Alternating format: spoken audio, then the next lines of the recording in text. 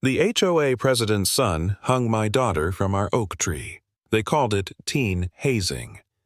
47 seconds later, I was flying a helicopter over their perfect little neighborhood, and everything they built was about to burn. It started the way bad things often do, with something small that didn't feel small at all. A folded paper tacked to my gate stamped with the HOA seal, accusing me of having an unkempt agricultural boundary. That's fancy talk, for your fence is too rustic for our beige paradise. I remember the smell of coffee in my kitchen that morning, the cold air sneaking through the cracks, the quiet before trouble announces itself. I tore that paper down and felt the tack bite into my fingers. It wasn't mailed. It had been delivered in the dark. I'm Don Marov, retired Navy SEAL, widower, single father. I own 500 acres of farmland that's been in my late wife's family for generations. Across the road sits Sterling Meadows, a brand-new subdivision that looks like it was copy-pasted from a brochure, every house painted the same color of boredom. Their king is a man named Hal Barlow, HOA president-developer, and the kind of guy who never met a mirror he didn't trust. He's been trying to buy my land for years, calling it Phase 2 of his expansion plan. I've said no every single time. That morning, he pulled up to my gate all smiles and pastel polo. His son Sterling sat in the car, 17 quarterback jaw full of arrogance. Hal waved that grin at me like a salesman who'd already decided I was sold. Don, he said we could make this easy. Sell the farm, buy something manageable. This isn't your community, I told him. It ends at the asphalt. His smile twitched. It's a shame, he said. Tough place to raise a teenage girl, all alone out here. Things can happen. He said it so gently I almost missed the threat buried inside it. When he turned back to his car, his son dragged a finger across his throat and smirked.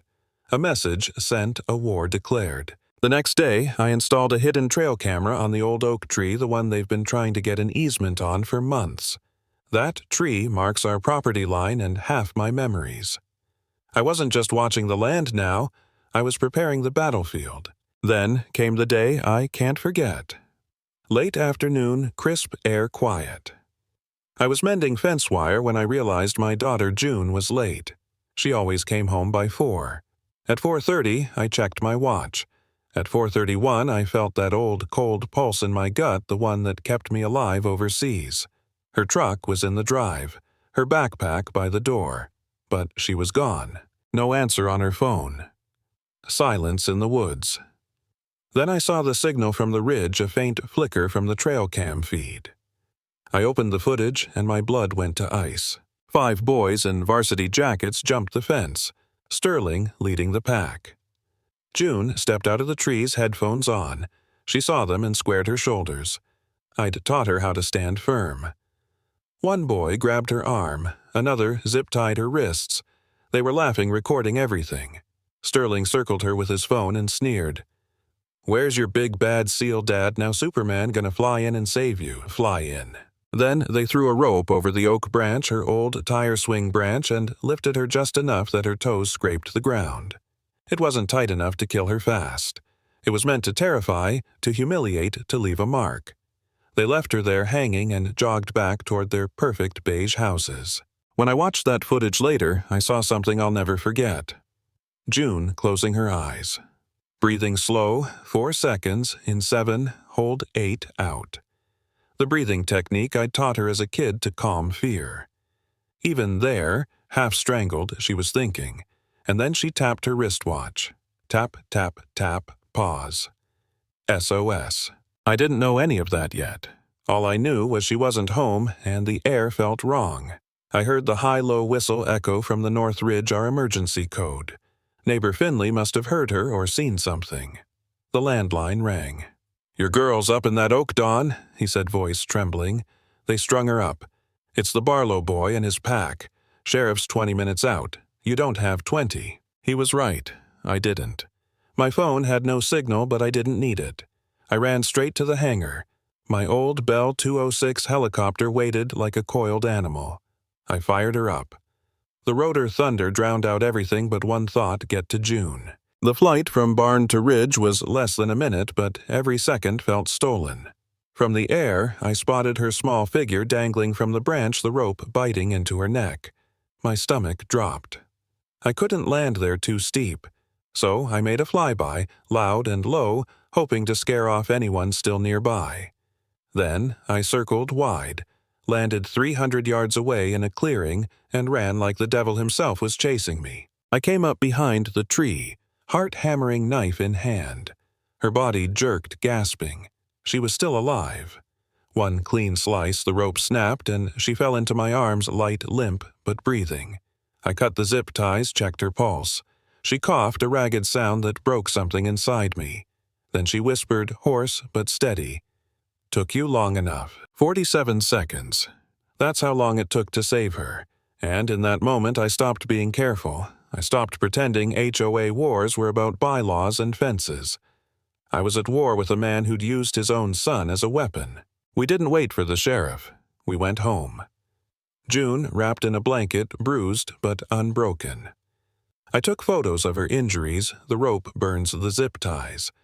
I pulled the SD card from the camera, backed it up 6 different ways. I wasn't angry, I was surgical. Then I saw him in this footage again. Caleb, one of the boys, looking away, scared. The weak link. I drove to his house that night. He opened the back door and nearly fainted when he saw me. "Mr. Marov, I'm sorry," he blurted. Sterling said it was just a prank, I told him, calm, quiet. "But you zip-tied her hands. You think a judge will buy that?" He cracked fast. Sterling said his dad told him to. Said if we scared her, made her look unstable, you'd sell the farm. He said his dad wanted to send a message. I asked for proof. He showed me his phone. Group chat messages. Sterling. "Dad says it's on the oak tree. Make it look convincing." There it was, the link, the smoking gun. I took screenshots, forwarded them to myself, and called Deputy Miller. Miller came over that night, read the texts, twice shook his head. "They'll try to call it hazing," he said. "But this is felony assault and kidnapping."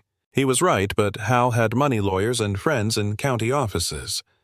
I felt that old fatigue creep in. Maybe I should have just sold the land.